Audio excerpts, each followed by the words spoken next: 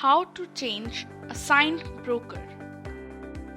To switch your broker, you are required to update your paper trading license to a live trading license.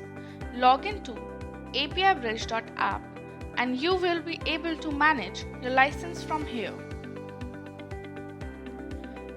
Click on Edit Renew.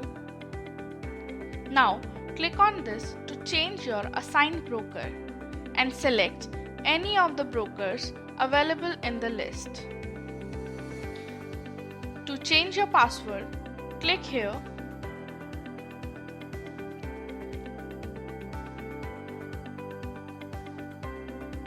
Then choose a plan of your choice to update your license and click on Submit. It will redirect you to the payment portal.